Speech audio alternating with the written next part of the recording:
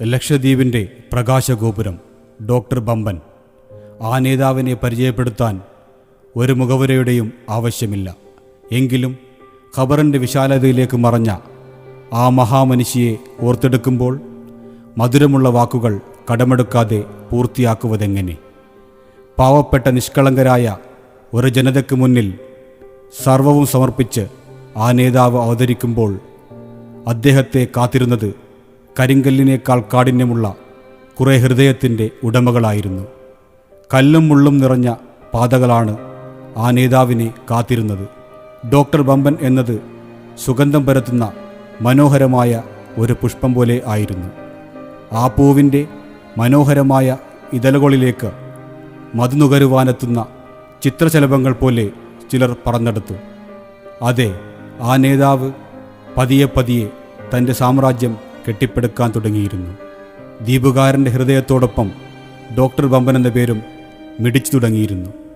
ദ്വീപുകാരൻ്റെ പ്രശ്നപരിഹാരത്തിന് രാജ്യതലസ്ഥാനത്തേക്ക് പറന്നിറങ്ങിയ പ്രിയ നേതാവിൻ്റെ വിയോഗവാർത്ത ഒരു ജനതയുടെ പ്രതീക്ഷയുടെ അസ്തമയം കൂടിയായിരുന്നു.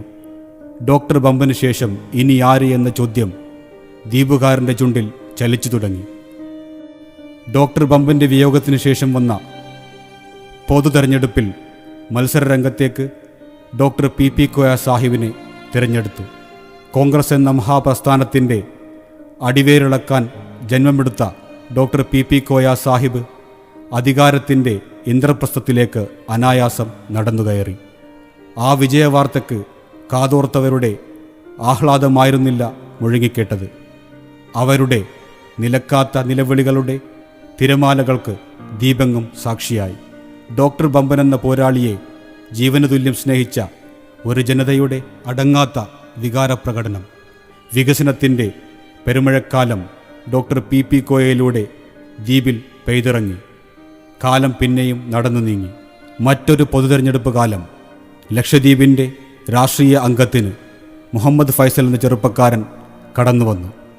രാഷ്ട്രീയ വേദികളിലെ ആരവങ്ങളിൽ ആ ചെറുപ്പക്കാരൻ്റെ പേര് ഉയർന്നു കേട്ടു. ലക്ഷദ്വീപിനെ പുതുദിശയിലേക്ക് നയിക്കാൻ യോഗ്യനായ ആ ചെറുപ്പക്കാരന് ദ്വീപുകാർ സ്നേഹത്തോടെ ചാർത്തിക്കൊടുത്ത മറ്റൊരു പേരുണ്ട്, മൂത്തോൻ. അതൊരു ആവേശമായി, തരംഗമായി ദ്വീപിൻ മണ്ണിൽ അലയടിച്ചു. ഡോക്ടർ ബമ്പൻ എന്ന പേരിനൊപ്പം ദ്വീപുകാരൻ്റെ ഹൃദയത്തോട് ചേർന്ന് നിന്ന ആ പടിപ്പുരക്കാരൻ വിജയക്കൊടി പാറിച്ച് ദ്വീപിൻ്റെ വികസന സ്വപ്നങ്ങൾക്ക് പുത്തൻ പ്രതീക്ഷകൾ നൽകി. ഫൈസൽ മൂത്തോൻ്റെ നേട്ടങ്ങളിലൂടെയാണ് ഈ യാത്ര. ബമ്പന് ശേഷം ഇനി ആര് എന്ന ചോദ്യത്തിന് ഇവിടെ പരിസമാപ്തി കുറിക്കുന്നു. പാടാം നമുക്ക് പുതുയുഗത്തിലെ അവതാര പുരുഷൻ്റെ നേട്ടങ്ങളുടെ പെരുമഴക്കാലത്തെക്കുറിച്ച്.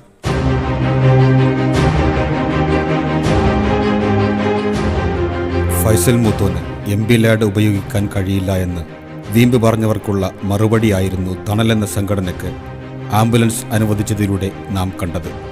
തണലെന്ന സംഘടന ഇതിനോടകം ജനമനസ്സുകളിൽ സ്ഥാനം പിടിച്ചിരിക്കുന്നു. ദ്വീപിലെ ഒരു കൂട്ടം യുവതി യുവാക്കൾ വീടുകളിൽ ഒറ്റപ്പെട്ടുപോയ നിർധനരായ രോഗികളെ പരിശോധിക്കുകയും അവരെ നന്നായി പരിചരിക്കുകയും ചെയ്യുന്ന ഇവർ തണലെന്ന സംഘടനയുടെ ജീവനാഡികളാണ്. ഇവരുടെ പ്രവർത്തന മികവിനുള്ള അംഗീകാരമായാണ് ഫൈസൽ മൂത്തോൻ MP ലാഡിൽ നിന്നും ആംബുലൻസ് ലഭ്യമാക്കി കൊടുത്തത്. തണൽ പോലൊരു സംഘടനയ്ക്ക് ഏറെ ആശ്വാസമാണ് ഫൈസൽ മൂത്തോൻ്റെ ഈ സംഭാവന. മൂത്തോൻ്റെ MP ലാഡിൻ്റെ ആദ്യ ചുവടുവെപ്പ് കൂടിയായിരുന്നു അത്.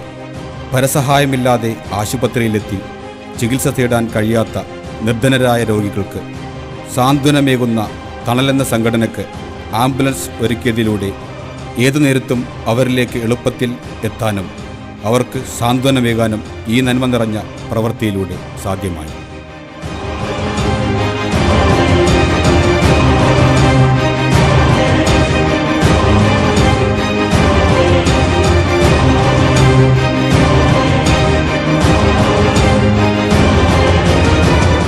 കുടിവെള്ള പ്രശ്നത്തിന് കടുമത്ത് ദ്വീപിലെ തെക്ക് ഭാഗത്തെ ജനങ്ങൾക്ക് താൽക്കാലിക ആശ്വാസമെന്നോണം കുടിവെള്ള ലഭ്യത ഉറപ്പുവരുത്തുന്നതിൻ്റെ ഭാഗമായി ഫൈസൽ മൂത്തോൻ്റെ MP ലാഡിൽ നിന്നും 1 ലക്ഷം ലിറ്റർ സംഭരണശേഷിയുള്ള ഈ കുടിവെള്ള ടാങ്ക് അനുവദിച്ചു കൊടുത്തു.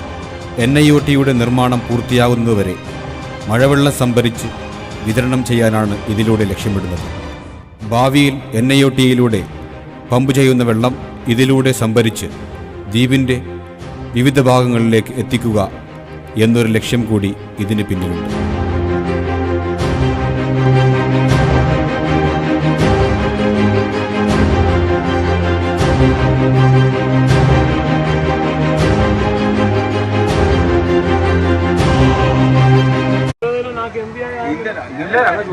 അത്ര വർഷമായി ഇവിടെ ഉദ്ദേശിക്കണ്ടേ ഇവിടെ തന്നെ കലക്കൂട്ട് ഉണ്ടാക്കുവാനാ. അപ്പൊ സർക്കാർ എന്ന് പറയുന്നത് PWD ഉണ്ടാക്കുന്നത് ലെറ്റർ എല്ലാം കൊടുത്തിനോ എല്ലാം കൊടുത്തത് ഓട്ടോ സ്റ്റാൻഡ് ഉണ്ടാക്കുന്നില്ലേ? അത് ജോലിയുടെ ഇവിടെ പഞ്ചായത്ത് ചെയർപേഴ്സും പേരുണ്ട്. കളക്ടറിനടുത്ത് പോയാലും പറയേണ്ടതാണ്. അതെല്ലാം നമ്മൾ തമ്മിൽ അടുപ്പിക്കാൻ വേണ്ടി പറയും. പഞ്ചായത്ത് എങ്ങനെ ചെയർപേഴ്സിനെ ചെയ്യാൻ കഴിയുന്നത് ചെയ്യാൻ കഴിയും. എവിടെ കിടപ്പുണ്ട്, അത് എവിടെ തടസ്സം പറഞ്ഞാൽ എവിടെ ഇനി മുടക്കാനുള്ളതിന് നിങ്ങൾ ചെല്ലിത്തന്നാൽ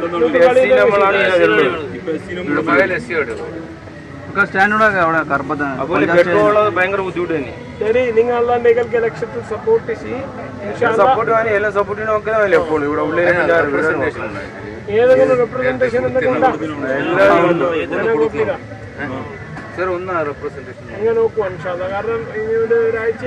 നിങ്ങൾ MP ഫണ്ട് ആവശ്യപ്പെട്ട് കൊടുത്തിനാണല്ലോ ഇത് കൊടുക്കാൻ ഫണ്ട് കൊണ്ട് കൊടുക്കാൻ കളിന്റെ വകുപ്പ് നാം വരിക്കുന്നില്ലല്ലോ. എല്ലാതും കൊടുത്തേരാ എന്തിനാ നമ്മൾ തീരുമാനിക്കുന്നില്ല, സർക്കാരില്ല. ഇവിടെ നിങ്ങൾ കേട്ടത് ഒരു മുൻ പ്രതിനിധിയുടെ കഴിവില്ലായ്മയുടെ തുറന്നുപറച്ചിലാണ്. അദ്ദേഹത്തെ സമീപിച്ച ഓട്ടോ തൊഴിലാളി സഹോദരങ്ങളോട് MP ലാഡിൽ നിന്നും അങ്ങനെ ഒന്ന് അനുവദിച്ചെടുക്കുവാൻ സാധ്യമല്ല എന്ന് പറഞ്ഞ് കൈ ഒഴിഞ്ഞവർക്കുള്ള മറുപടിയാണ് കവരത്തിയുടെ ഹൃദയഭാഗത്ത് ഉയർന്നുവരുന്ന ഫൈസൽ മൂത്തോന്റെ MP ലാഡിൽ നിന്നുമുള്ള മൾട്ടിപർപ്പസ് ഹാൾ വിത്ത് ഓട്ടോ സ്റ്റാൻഡ് എന്ന കെട്ടിടം. ഇവിടെ നാം തിരിച്ചറിയേണ്ടത് ഇരു നേതാക്കളുടെയും വികസന കാഴ്ചപ്പാടുകളാണ്. ഒരേ വിഷയത്തെ ഇരു നേതാക്കളും സമീപിച്ച രീതിയിലുള്ള വ്യത്യാസമല്ലേ നാം ഇവിടെ തിരിച്ചറിയേണ്ടത്.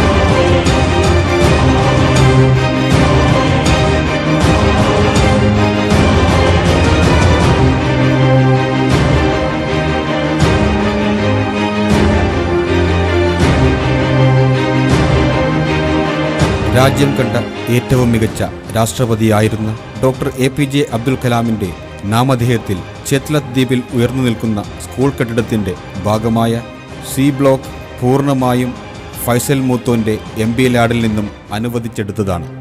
ഇതിനായി 3,13,49,400 രൂപ അനുവദിച്ചു.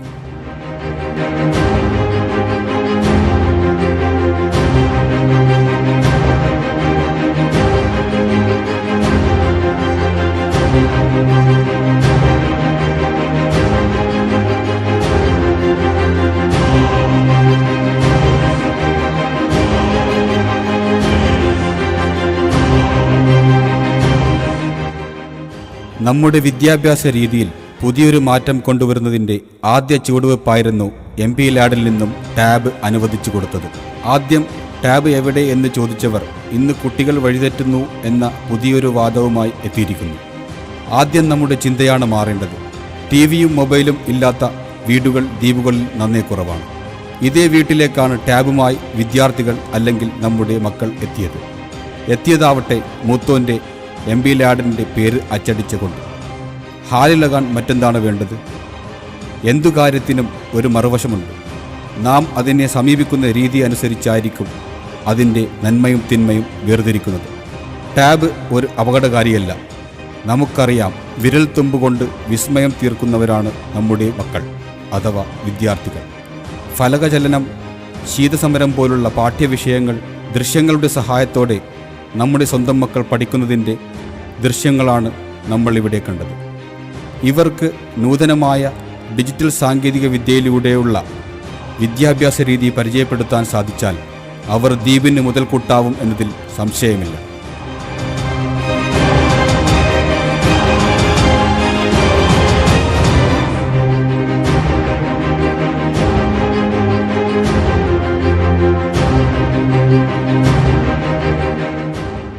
ആന്ത്രോത്ത് ദ്വീപിലെ മൂല എന്ന പേരിൽ അറിയപ്പെടുന്ന പ്രദേശത്ത് തലയെടുപ്പോടെ ഉയർന്നു നിൽക്കുന്നു JB സ്കൂൾ.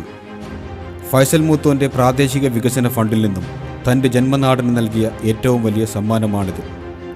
മൂത്തോന് മുമ്പ് ദ്വീപ് ഭരിച്ച 2 MPമാർക്ക് ജന്മം കൊടുത്ത നാടുകൂടിയാണ് ആന്ത്രോത്ത്. ഇവർ രണ്ടുപേരുടെയും ശ്രദ്ധ പതിയാത്ത ഇടത്താണ് മൂത്തോൻ വ്യത്യസ്തനാവുന്നത്. ലക്ഷദ്വീപിൽ ഇതാദ്യമായാണ് ഒരു പുതിയ സ്കൂൾ കെട്ടിടം പൂർണ്ണമായും എംപിലാഡിൽ നിന്നും അനുവദിച്ചു കിട്ടുന്നത്. ഇത്രയും വർഷത്തിനിടയിൽ ലക്ഷദ്വീപിലെ മറ്റൊരു പ്രദേശത്തും ഇത്തരത്തിൽ ഒന്ന് കാണിക്കുവാൻ സാധ്യമല്ല. മൂലഭാഗത്തുള്ള കൊച്ചുകുട്ടികളുടെ വിദ്യാഭ്യാസത്തിനായി ഈ സ്ഥാപനം ഏറെ മുതൽക്കൂട്ടാവും എന്നതിൽ സംശയമില്ല.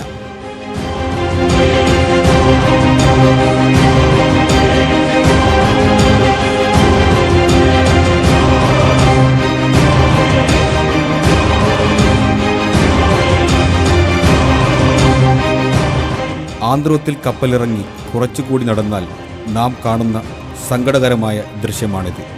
വെയിലും മഴയും വകവെക്കാതെ പിടിച്ചുകൊണ്ടുവരുന്ന മത്സ്യങ്ങൾ വെയിലത്തും മഴയത്തും തന്നെ വഴിയരികിൽ വെച്ച് വിൽപ്പന നടത്തുന്ന ഒരു കൂട്ടം ആൾക്കാരെ നമുക്ക് ഇവിടെ കാണാം.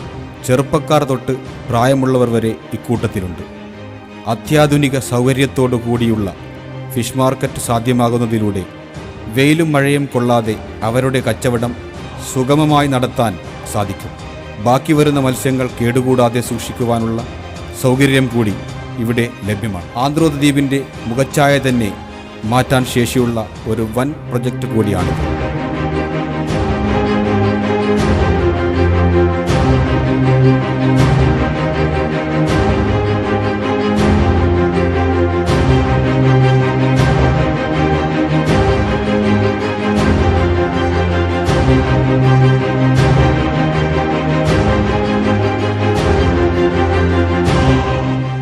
കിൽത്താൻ എന്ന ചെറിയ പൊന്നാനിയുടെ മണ്ണിലേക്ക് ഫൈസൽ മൂത്തോൻ്റെ എംപിലാഡിൽ നിന്നും മൾട്ടിപർപ്പസ് ഹാൾ അനുവദിച്ചു കൊടുത്തതിലൂടെ കിൽത്താൻ ദ്വീപിൻ്റെ മുഖച്ഛായ തന്നെ മാറാൻ പോവുകയാണ്. ഇതിനോടകം നിർമ്മാണ പ്രവർത്തനങ്ങൾക്കുള്ള മുന്നൊരുക്കങ്ങൾ തുടങ്ങിക്കഴിഞ്ഞു.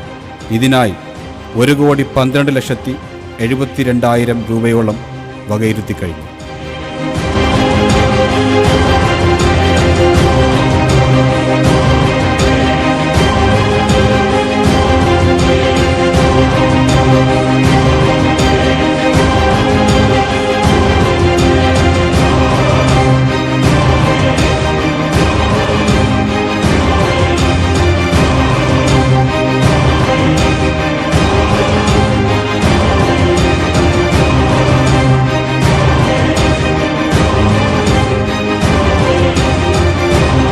Kadmat jetty beautification with auto stand Kadmat ദ്വീപിൻ്റെ മുഖച്ഛായ തന്നെ മാറ്റാനുതകുന്ന ഒന്നാണിത്.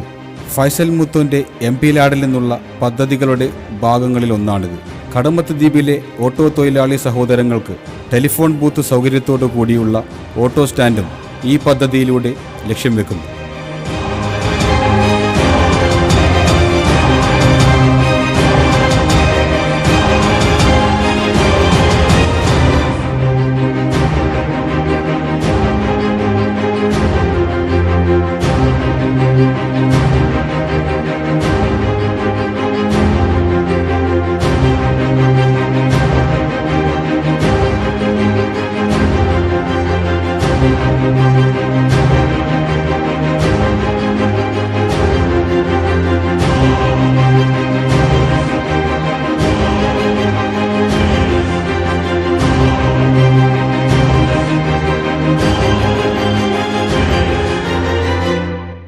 ഫൈസൽ മൂത്തോൻ്റെ എംപിലാഡിൽ നിന്നും പോർട്ടബിൾ അൾട്രാസൗണ്ട് സ്കാനിംഗ് മെഷീൻ യാഥാർത്ഥ്യമാക്കിയതിലൂടെ മുമ്പത്തെ പോലെ ആൾക്കാർക്കിടയിലൂടെ സ്കാനിംഗ് റൂമിലേക്ക് ചെന്ന് പരിശോധനകൾ നടത്തുന്നതിനു പകരം ദ്വീപിലെ ഗർഭിണികളായ സ്ത്രീകൾക്ക് ശങ്ക കൂടാതെ അവരുടെ സൗകര്യത്തിനനുസരിച്ച് അവർക്കരികിലേക്ക് എത്തിച്ച് സ്കാൻ ചെയ്യുവാൻ ഇതിലൂടെ സാധ്യമാവും. ആശുപത്രികളിൽ രോഗിക്ക് എത്താൻ കഴിയാത്ത ചില പ്രത്യേക സാഹചര്യങ്ങളിൽ ഒരുപക്ഷെ അവർ നമ്മുടെ വീടുകളിലാവാം, യാത്രയുടെ ഭാഗമായി കപ്പലുകളിലാവാം. ചുരുക്കി പറഞ്ഞാൽ രോഗി എവിടെയാണോ അവിടെ എത്തി പരിശോധന നടത്തുവാനുള്ള സംവിധാനമാണ് ഇതിൻ്റെ ഏറ്റവും വലിയ നേട്ടങ്ങളിൽ ഒന്ന്.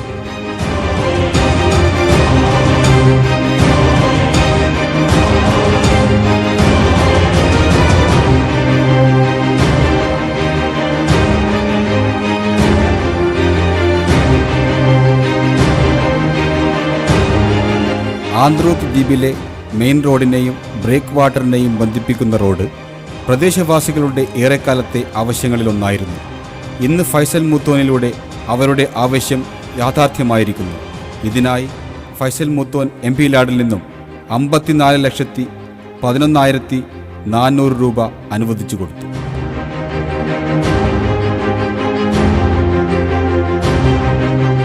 വിദ്യാഭ്യാസ മേഖല ഡിജിറ്റൽ യുഗത്തിലേക്ക് ചുവടുവെക്കുമ്പോൾ ഈ തുരുത്തുകളും പുത്തൻ സാങ്കേതിക വിദ്യകളിലേക്ക് നടന്നെടുക്കട്ടെ എന്ന ഉദ്ദേശ്യലക്ഷ്യത്തോടുകൂടി കടമത്ത്, ആന്ത്രോത്ത് CUCകളിലേക്ക് ലാപ്ടോപ്പുകൾ എംപിലാഡിൽ നിന്നും അനുവദിച്ചു കൊടുത്തു. ഇതിനായി 16,22,000 രൂപ അനുവദിച്ചു കൊടുത്തു.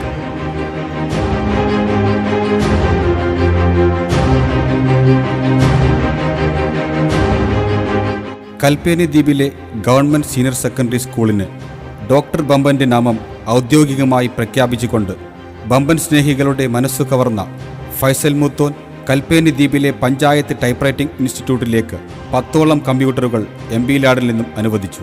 കൂടാതെ വടക്കു ഭാഗത്ത് ജെട്ടിയിൽ ഒരു പാസഞ്ചർ ഹാളും കൂടി എംപിലാഡിൽ നിന്നും ലഭ്യമാക്കി.